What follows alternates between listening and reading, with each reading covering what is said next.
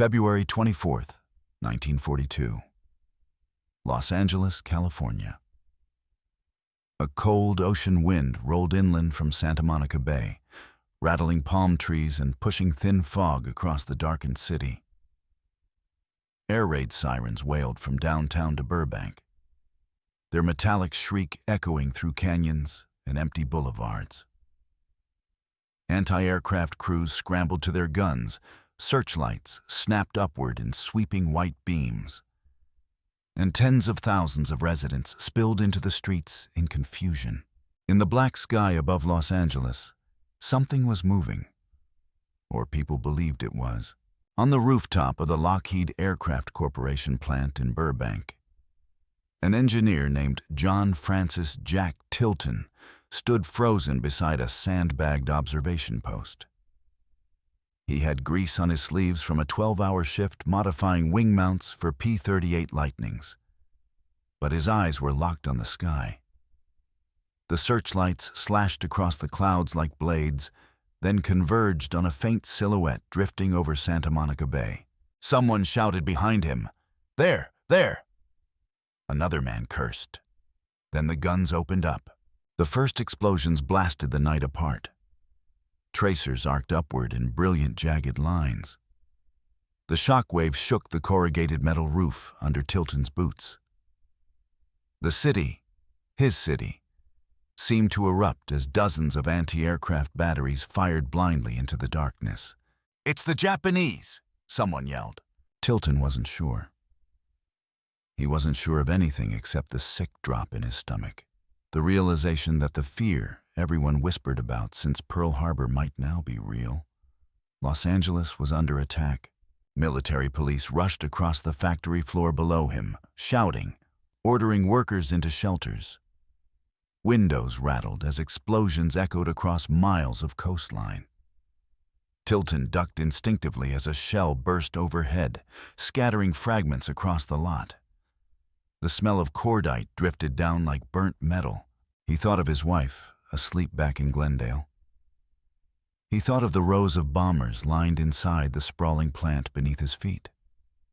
Thousands of hours of labor, tens of millions of dollars of machinery, and the heart of America's West Coast aircraft production.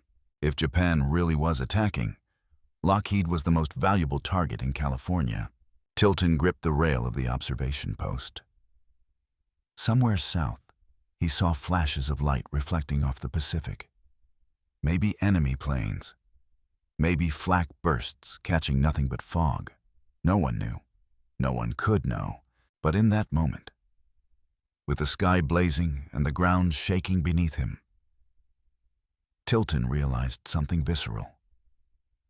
The West Coast was defenseless, and this war was closer than anyone had wanted to believe.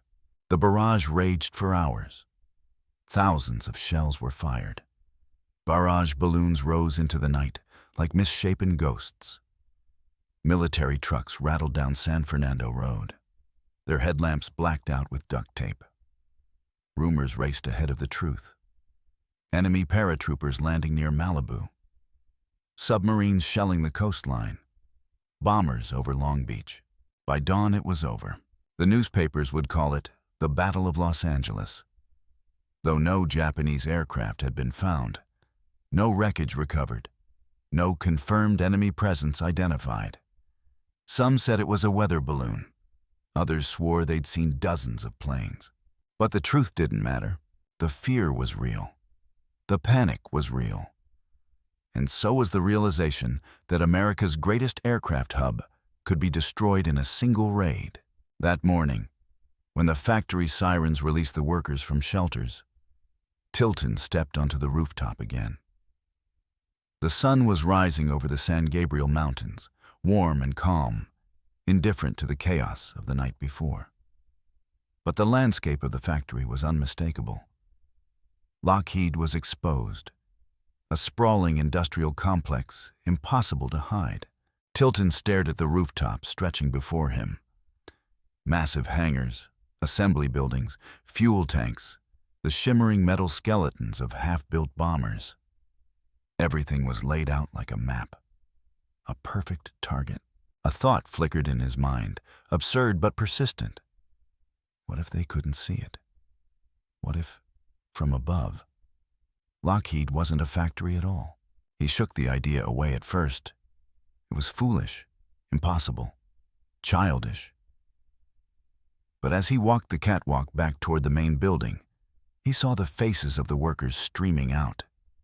Exhausted, anxious, most of them young men and women who had never imagined being on the front line of a world war. He thought of the planes being built here. P-38 Lightnings, Hudson bombers, Ventura patrol aircraft. Machines that would fight in every corner of the world. Machines that might one day save his own brothers overseas. And slowly, the absurdity began to feel like a solution. What if the real answer wasn't guns or balloons or more sirens? What if you could make the factory disappear? That night, long after the workers had gone home and the welders' torches had gone dark, Tilton remained in the drafting room. Blueprints were spread across the table. Outlines of the plant, roofing diagrams, architectural drawings. He sketched furiously. Rooftops became fields. Hangars became houses. Ventilation ducts became trees. Fuel tanks became small barns drawn with deceptive innocence. A city, a pretend city, began to take shape on paper. He leaned back, rubbing his eyes. The idea was insane, but the war demanded insane answers. And he remembered the explosions lighting the sky, the panic in the voices of men who were supposed to be the calmest in a crisis. He whispered to himself, half in disbelief, what if we build a city on top of the factory? The next day, he presented the concept to his supervisor. By the end of the week, the concept was in the hands of the Army Air Forces, and within a month, Jack Tilton, a quiet engineer who had never before commanded more than a drafting team, found himself appointed to lead one of the most bizarre, ambitious, and secretive defense projects in American history. The construction of the world's largest fake city. A city built not for people, but for the eyes of enemy pilots. A city meant to save Los Angeles. February 17th, Jack Tilton pressed his palms against the cold steel railing of the Lockheed rooftop. The early morning haze clinging to the San Fernando Valley like a gauzy curtain. Below him, hundreds of workers streamed through the factory gates, lunch pails in hand, unaware that from 20,000 feet, their world looked like the real Los Angeles lay beyond the horizon, sprawling and defenseless. But here in Burbank, the heart of American air power was beat relentlessly. Inside, if Japan struck the West Coast, they would strike here. General DeWitt's warning rang in Jack. If the enemy arrived, Jack exhaled slowly. He wasn't a soldier, but he understood the stakes. Every P-38 the factory produced meant one less American pilot burned out of the sky. But every minute the factory existed uncovered meant the enemy could erase all of it with a single well-placed bomb. That was why he had been called in. Hollywood's camouflage geniuses had been brought in to advise. Matte painters, prop builders, lighting supervisors. But Jack was something different. An engineer who understood structure, weight, airflow, and load-bearing stress. The Army didn't just need a facade. They needed an illusion that could survive weather, gravity, and time. A fake city, a real roof, one footprint. Jack felt the knot in his stomach tighten. Behind him, footsteps echoed across the tarred surface. "Tilton," said Colonel William Rankin, his breath visible in the chilly air. "Washington has approved the plan. You're in charge." Jack turned slowly. "In charge of what exactly, sir?" "The entire disguise." Rankin nodded. "Yes. Streets, houses, foliage, everything. From 20,000 feet, this must look like a sleepy California suburb." Jack let out a soft, incredulous laugh. "A suburb? On top of a mile-long aircraft plant?" "On top of a prime bombing target," Rankin corrected. "We only need the illusion. long enough to confuse a pilot and make him report the wrong coordinates. Jack looked down again over the rooftop. A vast, flat expanse of tar, vents, skylights, and steam pipes. "I can't build houses on this," he muttered. "The concrete won't take the weight." "Then don't," Rankin said. He handed Jack a folder. Inside were photographs. Rooftops, driveways, gardens, laundry lines. "All fake," Rankin said. "All lighter than plywood. Paint, canvas, chicken wire, lumber. Build the world's largest movie set." Jack flipped to the next page. Blueprints showing a network of hollow streets that sat on stilts, lightweight frames disguised with canvas. "This is a stage," Jack whispered. "A stage that will save the factory," Rankin said. Jack closed the folder. "How long do I have?" Rankin checked his watch. 90 days. Jack blinked. "Sir, 90 days? To build an entire city?" "Tilton," Rankin said, placing a hand on his shoulder. "The Japanese aren't going to wait for us to finish decorating." Jack stared at the folder again, heart pounding. Thanks to his earlier sketches, Washington believed the plan was possible. Now he had to prove it. And failure meant no second chance. Within days, construction began. Truckloads of lumber, wire mesh, burlap, and paint arrived under the cover of night. Workers climbed onto the roof at dawn, hammering frames into place, while camouflage crews stretched canvas and painted shingles by hand. Jack moved among them, clipboard under his arm, sweat stinging his eyes despite the cool spring air. "Make the ridgeline sharper," Jack called out to a painter perched on a scaffold. "Real houses in the valley don't sag like that." "Yes, sir." He turned to another section. Workers assembling tiny, fake cars. Just shells, no engines, no wheels. Painted shadows beneath them created the illusion of depth. "Add dents," Jack said. A worker looked confused. "Dents, sir?" "Yes. A row of perfect cars looks like a props department. Real cars look lived in." Jack's assistant, Maria Hall, jogged up beside him, holding a stack of notes. Her sleeves were rolled up, hair tied back with a bandana, pencil smudges across her cheek. "Sir, the electricians need guidance on the streetlights," she said. "Do we want them wired, or just shaped frames?" Jack paused. Wired lights meant realism, but also heat, weight, and power draw. Fake lights meant less risk, but less authenticity. "We wire a few," Jack said. "Just enough for a pilot to glance down and believe it." They walked to the northern edge of the roof, where a team was building fake farm plots. Squares of burlap painted green, brown, and yellow.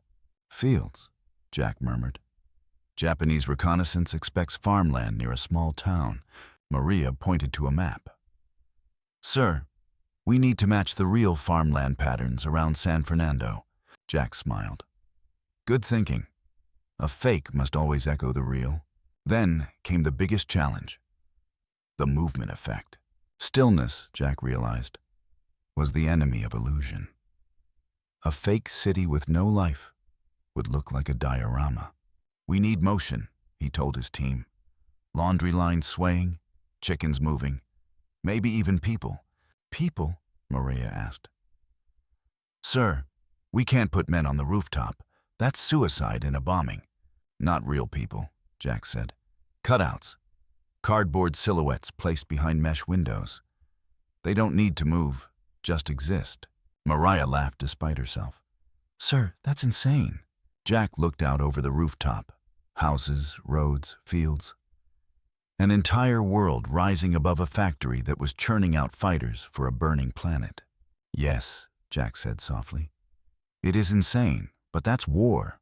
Night after night, he stayed awake reviewing scale models, testing wind loads, checking light angles from aerial photographs. He studied how moonlight hit suburban rooftops, how shadows fell on garages, how laundry lines fluttered at dawn. Every detail mattered, because somewhere out there, perhaps weeks away, was a Japanese pilot staring down at Los Angeles. deciding whether to release his bombs. Jack wasn't building a set. He was building a shield, and time was running out. July 6th, 1942. Burbank, California. The heat lingered long after sunset, trapped between the Hollywood Hills and the endless sprawl of the San Fernando Valley. Jack Tilton wiped sweat from his brow as he stood on the edge of the rooftop city, hands resting on the railing, eyes fixed on the sky. The moon hung low, a pale crescent framed by drifting clouds. Below him, the fake suburb glimmered faintly. Dim porch lights, painted windows, tiny imitation cars lined up along canvas streets. It looked absurd up close, but from 10,000 feet, it looked real enough to fool death. Behind Jack, hammers and saws clattered. The night shift, a dozen carpenters and painters working under covered lamps, were reinforcing the central blocks where the canvas roofs tended to sag in the heat. Mariah Hall hurried toward him, clipboard in hand, hair pinned messily behind her ear. "Sir, we have a problem on the west quadrant." Jack didn't take his eyes off the sky. "What is it?" "The houses in Section C are pooling water again," she said. "The afternoon storm soaked the burlap. It's collapsing the frames." Jack pinched the bridge of his nose. "That's the third time this week." "I know," she said gently, "but the materials just aren't holding up in this heat." Jack turned, scanning the western section of the rooftop. In daylight, it was a patchwork of painted textures. Greens for lawns, tans for driveways, browns for soil. But in moonlight, the flaws were obvious. Patchy seams, slight wrinkles in the canvas, shadows that fell wrong. "Storm season's early," Jack said. "We need stronger supports." "We don't have stronger supports," Maria reminded him. "War rationing. Washington approved only what we already have." Jack exhaled slowly. "Then we improvise." He started walking, Maria following close behind. They reached the western quadrant, where two workers were propping up sagging rooftops with makeshift braces. A third man cursed as water sloshed off the canvas. Jack crouched to inspect the frame. The slope's not steep enough. The rain's collecting instead of running off. A worker wiping his forehead asked, "You want us to rebuild the whole block, sir?" Jack shook his head. "No time. We add an internal ridgeline, here." He tapped the edge of the frame, "and adjust the angle by 10 degrees. Lower the front eaves so the shadow still looks right from above." The men nodded, grateful for clear instructions. Maria scribbled notes. "You saw that in 5 seconds." Jack almost smiled. 5 seconds plus 3 months of trial and error." She gave a soft laugh, but it faded as the wind shifted. A low rumble rolled across the valley. Jack froze. It wasn't thunder. It was distant aircraft engines. The night crew stopped working. Tools fell silent. Every man on the roof turned toward the sound, scanning the sky. Maria whispered, "Are they ours?" Jack's breath hitched. "I don't know." Another rumble, closer. Multiple engines, unmistakable now. Jack stepped out from under the covered work lamps, letting his eyes adjust to the dark. The moonlight shimmered across the fake city, the illusion he had built with his bare hands. He imagined how it looked from the air. A quiet American suburb, asleep, unimportant, harmless. "Lights off," he said sharply. "Everyone, lights off now." Workers scrambled, snapping off lamps, covering bulbs with canvas sacks. The rooftop plunged into near darkness. Only the soft glow from the fake houses remained. Low-wattage bulbs meant to mimic porch lights and kitchen windows. They flickered gently in the night breeze. The engines roared louder now, directly overhead. Jack's pulse hammered in his throat. "What if it's them?" Maria whispered. Jack's voice was barely audible. "Then tonight, we find out if this works." The entire crew stood motionless. Somewhere across the city, a dog barked. A car honked in the distance. The world was oblivious, but up here, on the canvas streets and painted lawns, everyone held their breath. 3 dark silhouettes swept across the moon. Twin engines, long noses, boxy fuselages. Jack squinted. P-38S, he whispered. American. Relief crashed through him so suddenly his legs almost gave out. The men around him exhaled loudly, some even laughing shakily. Maria put a hand over her heart. But the test wasn't done. The P-38S dropped altitude, circling wide in a lazy recon loop. Standard practice for returning patrols.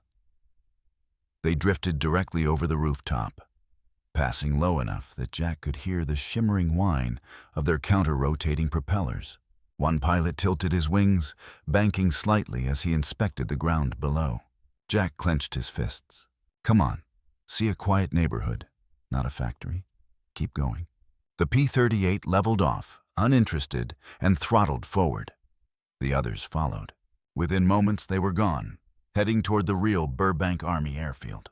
The workers erupted in cheers. Jack didn't move. He just looked out across the rooftops, the laundry lines, the tiny imitation houses, the shadows painted with obsessive care. They'd fooled a friendly patrol, not trained to look for deception, perhaps. But it had worked. For now, illusion had held the night. Maria stepped beside him. Sir, you did it. Jack swallowed. No, he said quietly. Not yet. We'll know we succeeded the day the wrong pilots look down and see nothing worth bombing. He turned toward the eastern horizon, a vast black expanse where Japan's long-range reconnaissance planes might one day appear. We're not building this for applause, he said softly. We're building it for survival. And somewhere far across the Pacific, the enemy was preparing their next move. Jack could feel it. And the fake city had to be ready before they arrived. August 27th, 1942. Pacific Coast. 3:10 hours. The sky over Southern California was a murky bowl of darkness, thick with coastal fog rolling in from the sea. Most of Los Angeles slept beneath blackout curtains, unaware that far offshore, a Japanese reconnaissance plane, a Yokosuka E-14Y Glenn, droned steadily toward the coast, its tiny engine nearly lost beneath the whisper of waves. In the cone of a dim red battle lamp aboard the USS Hornet's dummy rooftop city, Jack Tilton stared at the latest radar report, sweat cooling on his temples despite the night chill. Maria rushed up the ladder from the stairwell, breathless. We just got confirmation from civilian defense, she whispered. Unidentified aircraft heading toward the mainland. Could be nothing. Could be weather. Could be... Tonight is the night, Jack interrupted quietly. She looked at him and saw something rare. Fear, but not for himself. For the thousands of men inside the real Lockheed factory. For the women on the assembly lines. For the workers riveting wing panels and testing landing gear for the P-38 Lightning. For the families living just beyond the perimeter fences, unaware of the secret above their heads. If the Japanese aircraft found the factory, if they realized what it was, if they marked it for a larger strike, it could mean catastrophe for the entire West Coast. Jack pulled on his jacket and stepped into the dim, artificial neighborhood he had built. Beneath his feet, the wooden planks creaked. Fake grooves in the streets caught pale moonlight. Painted sidewalks blended into painted lawns. Shadows softened by burlap shrubs stuffed with straw. He inhaled deeply. Everything had to look perfect. Everything had to lie. A gust of wind rattled a fake picket fence. Workers crept through the darkness, securing loose props, reinforcing angled rooftops. They worked silently, quickly, as though one wrong sound might give their presence away.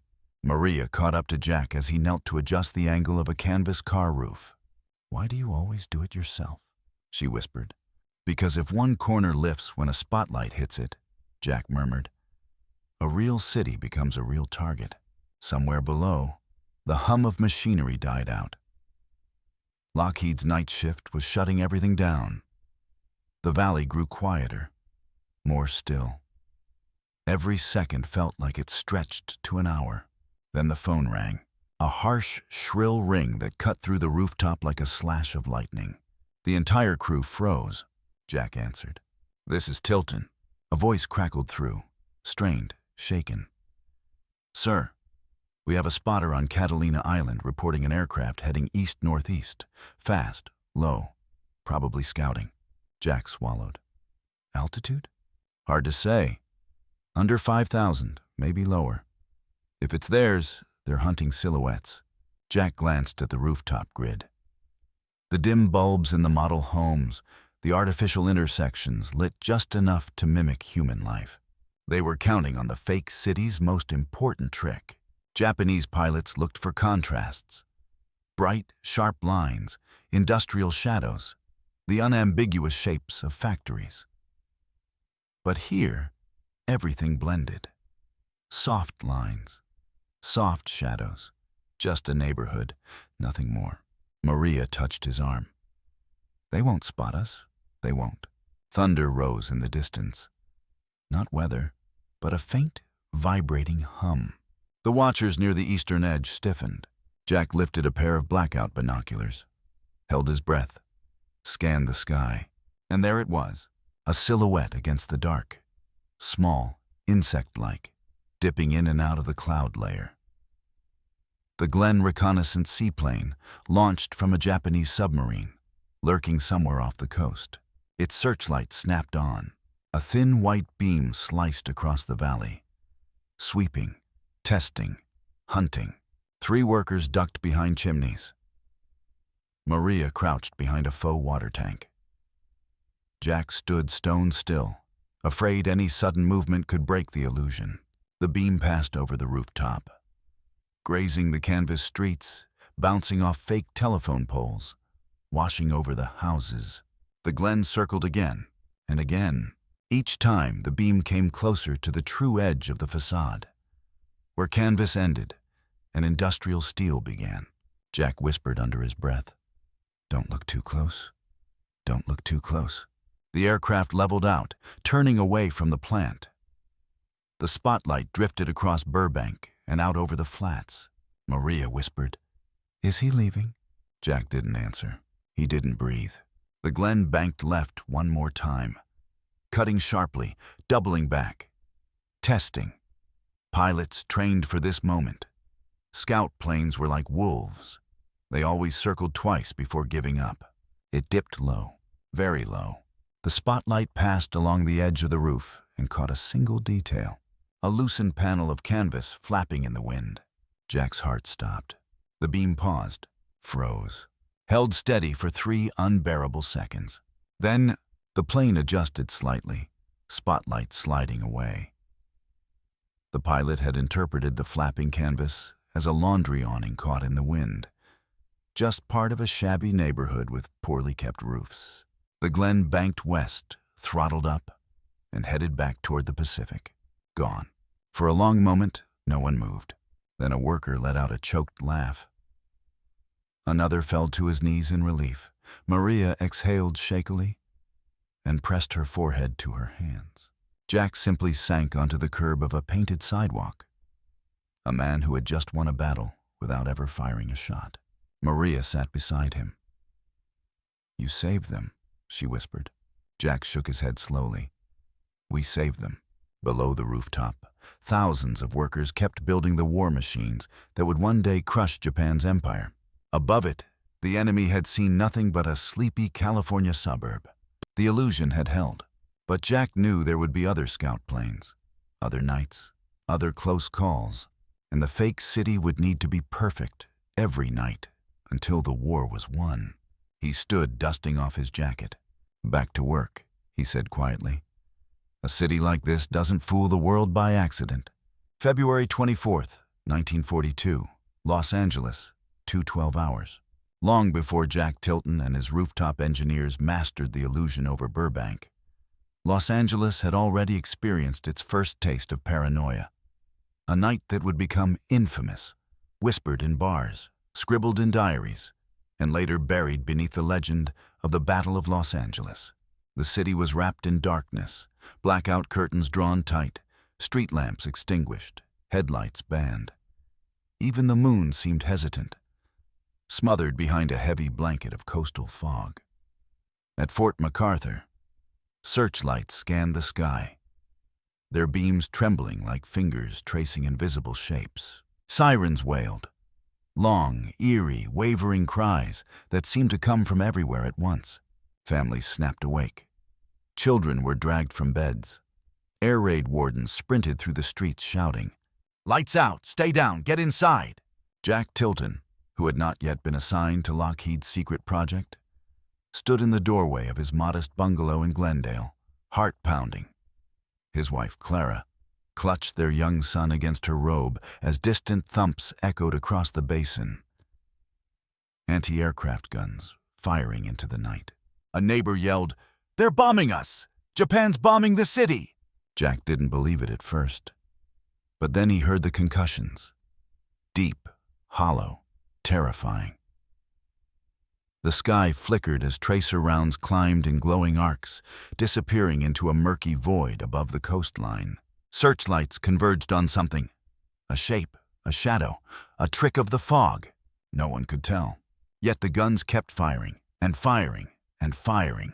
Over 1,400 shells detonated over Los Angeles in the hours that followed, raining shrapnel onto roofs and gardens. Windows shattered. Buildings were hit. Along 54th Street, a refrigerator store was destroyed by falling debris. Panic rippled from neighborhood to neighborhood. Jack shielded his family behind their car in the driveway as shrapnel clanged against metal panels. His wife whispered, "Are we being invaded?" Jack didn't know what to say. All he could think was, how did they get past our defenses? How could an entire city be caught so unprepared? The chaos lasted for over an hour. Then slowly, the guns fell silent. Searchlights dimmed. The sirens faded out. The sky cleared to nothing but drifting fog. There had been no bombers, no enemy, just meteorological confusion, overworked radar, jittery gunners, and a nation traumatized by Pearl Harbor.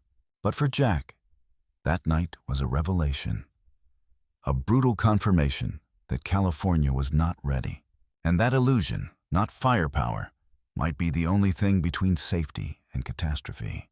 When the War Department released its baffling report the next morning, stating only that the incident was caused by war nerves and unidentified aerial phenomena, Jack felt something twist inside him.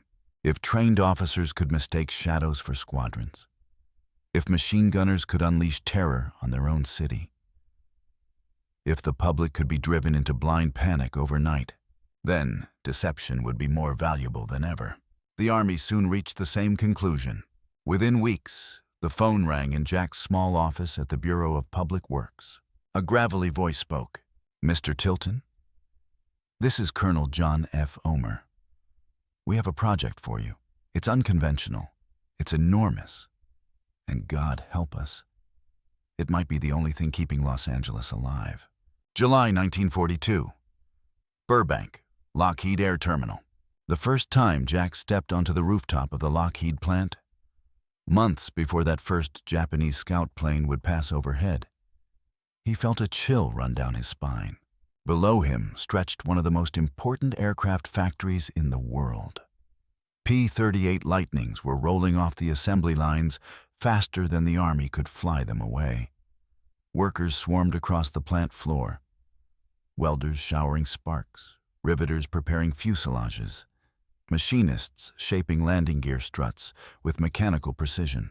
The smell of hot metal, machine oil, and aviation fuel filled the air. This factory was America's beating industrial heart, and Japan wanted to stop it.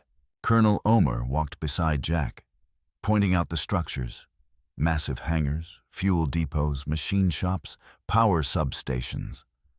All of them laid out like a map, begging to be bombed. If Tokyo knew what this site was producing, Omer said, it would be their #1 target on the West Coast. Jack asked quietly, "How long until we think they'll try?" Omer gave a grim smile. "Sooner than we want, later than we fear. Either way, we're not waiting." They stopped in the center of the rooftop. a vast expanse of reinforced concrete, dotted with air vents and skylights. "This," Omer said, "is where your city goes." "My city?" Jack repeated. The colonel gestured to the horizon. "You'll build them something to bomb that isn't us." Jack stared at the roof. It was the size of several football fields. An empty, flat canvas. A quiet street corner. A scattering of houses. A neighborhood no one would ever live in. A decoy. He felt the weight of it then. The responsibility. Not to create beauty. Not to create comfort. But to create a lie so convincing it could save the lives of thousands of strangers. Jack nodded slowly. "Then let's get to work." Below, welders hammered out the skeletons of warplanes. Above, under Jack's direction, carpenters began building a city made of shadows. Two worlds, one above the other. One real, one false. Both fighting the same war. August 1942, Burbank, California. Rooftop of the Lockheed plant.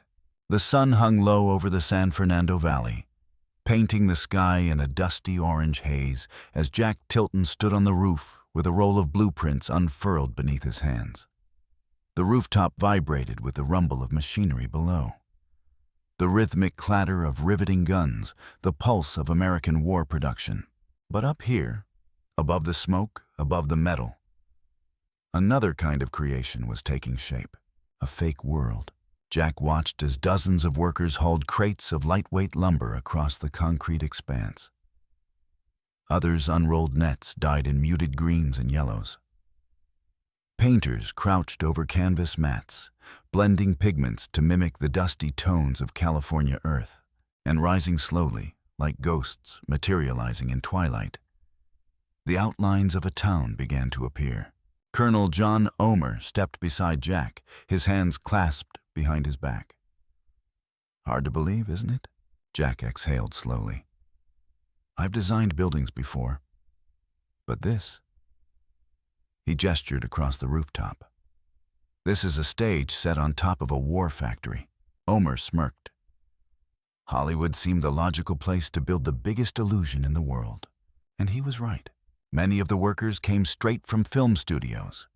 Carpenters from RKO, artists from MGM, and set dressers from Warner Bros. They moved with the fluid ease of men used to bringing imaginary places to life. A few yards away, a team was assembling what looked like a row of small cottages. Simple, one-story homes with gabled roofs, chimneys made of painted burlap, and windows represented by nothing more than thin black cloth stapled over plywood. Jack approached one cottage and tapped the brick wall. It sounded hollow, more like a drum than a structure.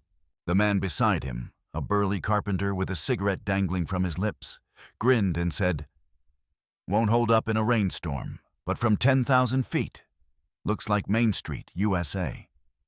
Nearby, a painter was carefully adding cracks and shadows to the side of a fake barn, studying reference photos of Midwestern farmland. Another worker placed fake laundry on fake clotheslines. Shirts and dresses sewn from parachute scraps. Fake hedges, fake gardens, fake telephone poles, fake roads painted directly onto canvas sheets. Jack watched it all, a mixture of awe and unease twisting inside him. The detail was astonishing. Even the illusion of tire marks on the streets, added by dragging boot heels through charcoal powder. "This'll trick them," Omer said confidently. Jack wasn't so sure. "Colonel, what if they look closer? What if they fly lower?" Omer's expression shifted. "Then we hope we've bought enough time for our fighters to get airborne." Jack nodded. The stakes were enormous, and the enemy wasn't naive. Japanese reconnaissance pilots were trained observers. They had memorized the shapes of factories, refineries, and airfields. But they also relied on patterns. And that was where Jack found his foothold. Most Japanese scouts flew at high altitude. Under pressure, under fire, under cloud cover, they had seconds, maybe minutes, to scan the ground below. They focused on shapes, shadows, colors, and contrast. And that's why the rooftop illusion had to be perfect. Jack knelt beside a model of the entire rooftop layout. A three-dimensional miniature the size of a dining table. It showed houses aligned like a suburb. Small barns beside wooden orchards. Sheets of canvas painted to resemble fields.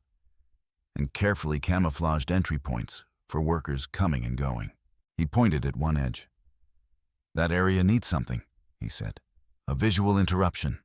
Too smooth, too open." The set designer beside him snapped his fingers. "A water tower." Jack considered it, then nodded. "Yes, but lightweight. Canvas over a frame." "On it." The man jogged off, calling to his team. Jack looked out over the real city of Burbank beyond the rooftop. The smoke from wartime factories rising in heavy plumes, the rail lines humming with military freight, the glow of blackout-shielded windows. Thousands of people lived below.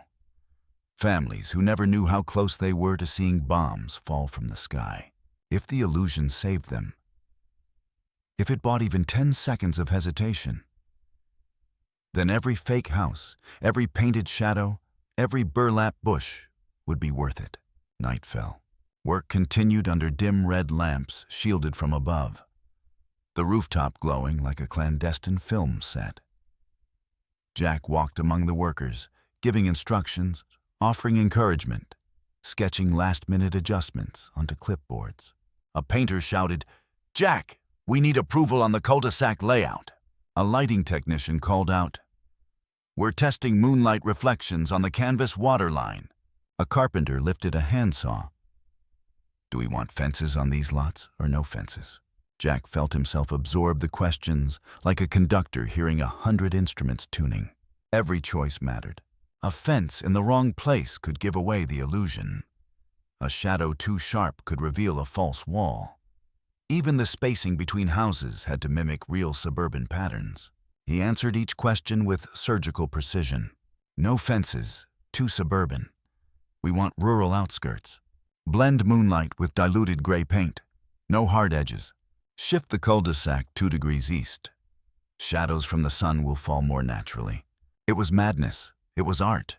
It was war disguised as scenery. Colonel Omer eventually approached him again and said, "You know, this is the kind of thing no one will believe unless they see it." Jack replied quietly, "I'm building it so no one ever sees it, not even the enemy." Omer nodded. "Then may it stay invisible forever." By September, the ghost city was complete. From the ground, it looked like a strange assemblage of flimsy props. But from 10,000 feet, it was perfect. Jack climbed a nearby water tower with a pair of binoculars borrowed from an air raid warden. The rooftop below blurred into a picture of rural farmland. Roads, houses, fields, barns, all illuminated by the soft glow of cleverly placed reflective paint mimicking moonlit surfaces. He swallowed hard. "This might actually work," he whispered. Below, real P-38 Lightnings were rolling out of the assembly line, and above them, Jack's city of illusions stood guard. A fragile shield between war and home. A fake city to protect a real one. December 1942. Burbank, California, 2:14 a.m. The air over Los Angeles was still. Too still. Inside the darkened control bunker beside Lockheed Plant A1, Jack Tilton leaned over the table-sized model of the rooftop camouflage. A single phone sat beside him, its cord coiled like a resting snake. He'd been unable to sleep for weeks, the weight of responsibility pressing on him every hour of every day. Tonight, that weight pressed harder. A Coast Artillery sergeant burst through the door, breathless. "Sir, radar station on Signal Hill reports unidentified aircraft approaching from the southwest. Multiple contacts." Jack's stomach tightened. "Altitude?" "High, sir. 15 to 18,000 feet. Too high for American civil aviation. Too high for training flights. The perfect altitude for reconnaissance." Jack closed his eyes for a beat. "Notify Colonel Omer. I want every rooftop blackout protocol active." "Yes, sir." The sergeant sprinted out again. Jack grabbed his binoculars and stepped outside into the cold night air. The rooftop was a vast, shadowed plain, the fake farmhouses invisible in the dark. Workers on the late shift moved quietly beneath camouflage netting, dim red lanterns guiding their steps. Suddenly, sirens wailed through the valley. The air raid alarm. A second later, the city erupted in motion. Searchlights snapped on across Los Angeles, their long white beams sweeping the sky like hungry fingers. Anti-aircraft crews scrambled to their guns. Cars screeched to a halt as blackout wardens ordered lights off. Somewhere in the distance, a child began crying. Jack kept scanning upward. The sky gleamed with searchlight beams. And then, faintly, he heard it, a distant droning, low, steady, foreign. The watchers around him froze. A mechanic whispered, "Is that them?" Jack didn't answer. If this was a Japanese reconnaissance mission, if even one experienced pilot saw the truth, the rooftop city could be exposed. And once exposed, Lockheed would become the brightest, largest target on the West Coast. Jack lifted his binoculars, breath fogging in the cold. A single dark shape broke through the searchlight grid, then vanished just as quickly. Too far to identify, too fleeting to confirm. But it was there, and it was coming closer. Colonel Omer appeared at Jack's side, his breath sharp in the cold night. "We've notified the 4th Interceptor Command. P-38S are warming up at Van Nuys." Jack kept the binoculars pressed to his face. "If they get here in time." The droning grew louder. The ground crews went silent, watching the rooftop, their creation, as if it were a living thing. Fake houses, fake barns, fake trees. Every detail mattered more now than ever. "Omer," Jack said quietly, "tell the lighting crew to activate Pattern Delta." Omer nodded sharply. "Pattern Delta, do it!" Along the rooftop, workers sprinted between canvas structures, pulling cords and flipping concealed switches. Small, dim lights flickered beneath layers of painted netting. Not enough to reveal anything, but enough to mimic the faint glow of a sleeping rural community. At that altitude, to unfamiliar eyes, it would look like a neighborhood preparing for blackout. Houses, yards, lanes. Nothing suspicious. Jack steadied his breath. The engine drone passed overhead, a shadow against the stars, then began to fade, and fade, and fade, until finally it was gone. The searchlights kept sweeping for several more minutes, the fear hanging heavy in the cold air. But no bombs fell. No engines returned. Gradually, the sirens ceased their howling. The danger had passed. Colonel Omer lowered his voice. "You did it, Jack." Jack swallowed hard. "Let's wait for confirmation." An hour later, a phone rang inside the bunker. Jack snatched it up before the first ring finished. "Tilton here." The voice on the other end spoke in clipped tones. "This is Western Defense Command. Radar confirms the aircraft turned west after overflight. Possible reconnaissance. No bombers, no attack." Jack exhaled, relief flooding through him. But then the officer continued. "Interceptors never made visual contact. Whatever it was, it left fast." Jack lowered the phone slowly. Across the room, workers sat slumped on chairs and crates, exhausted, shaken, but alive. "Omer," Jack said, voice low. "They saw the rooftop." "Yes." "And they believed it." "Yes." Then Omer added something Jack would remember for the rest of his life. "Jack, tonight, a city no one will ever live in, just saved a city millions already live in." Jack walked back outside. The fake houses stood quietly in the moonlight, their painted walls and burlap gardens shimmering gently under the passing clouds. The illusion, the impossible project, had survived its first test. It had worked.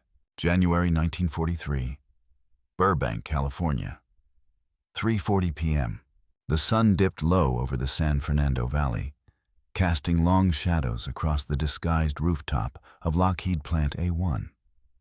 From the air, it looked exactly as Jack Tilton intended. A quiet suburb tucked among orange groves, a place where nothing important ever happened. But beneath the canvas roads and camouflage-painted shingles, the heartbeat of America's war machine pounded without pause. Hundreds of workers streamed through the plant gates, lunch pails in hand, their faces smeared with aluminum dust and hydraulic grease. The war demanded airplanes faster than any factory had ever built them. Ventura bombers, Hudson patrol craft, the deadly P-38 Lightning. All rolled off assembly lines, hidden just beneath a fake neighborhood. Jack stood on a catwalk overlooking final assembly. The roar of machinery pulsed through the air. The hammering of rivet guns, the whine of drills, the metallic clatter of tool carts. Sparks flew like tiny meteors as welders sealed the frame of another fuselage. Colonel Omer climbed the stairs behind him. 10 Lightnings rolled out yesterday. 12 more by Friday. Washington is thrilled. Jack didn't turn. He was staring at a parade of workers rolling a gleaming P-38 toward the hangar doors. Thrilled doesn't build airplanes, he said quietly. People do. People who never get credit for this war. Omer nodded. Someday they will. Jack doubted it. Everything about this place, the roof, the illusion, the secrecy, meant the workers would never fully know how much danger they had lived under or how close the Japanese might have come to finding them. A foreman below shouted for clearance as the hangar doors slid open. A sharp burst of daylight spilled onto the polished aluminum of the aircraft. The P-38 gleamed like a blade. Jack felt a swell of pride. But pride was not safety, and outside the plant, the war was shifting. 2 days later, Santa Monica Air Defense Center, a map of the Pacific covered the wall, bristling with colored pins. Radar plots, submarine sightings, coded radio intercepts, all arranged in a mosaic of threat and uncertainty. A room full of officers scanned them with the intensity of men trained to see danger in every wave of the ocean. Jack and Colonel Omer sat across from a young naval lieutenant, reading off new intelligence reports. Intercepts from the Aleutians suggest increased Japanese reconnaissance flights. Naval code fragments indicate long-range scouts searching south of the equator. And we believe they're expanding their range from Kwajalein and Truk. Jack frowned. How close could they get without our radar picking them up? The lieutenant hesitated. Closer than we'd like. Omer leaned forward. Is Lockheed a target? The lieutenant shuffled his papers. Sir, after the Doolittle raid, Japan is terrified of American air production. Every intelligence estimate puts Burbank in their top 3 continental targets, along with San Diego Naval Yards and Boeing Field. Silence hung over the room. Jack's mind reeled. The rooftop city had fooled one reconnaissance plane, maybe more. But if the Japanese ever mounted a full-scale attack, the deception would face its greatest test, and thousands of lives would depend on that illusion holding just long enough. Omer broke the quiet. Then we double the drills, triple them. Every blackout protocol rehearsed, every rooftop detail checked. Jack nodded, his chest tightening. No mistakes, not one. Later that month, atop the fake city, the winter sun cast long golden light across the rooftop.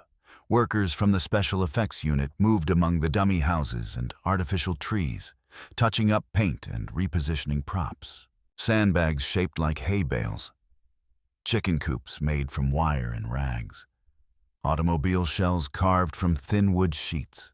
2 painters were kneeling beside a plywood sedan, adding dust streaks to make it look like it had sat in a driveway for months.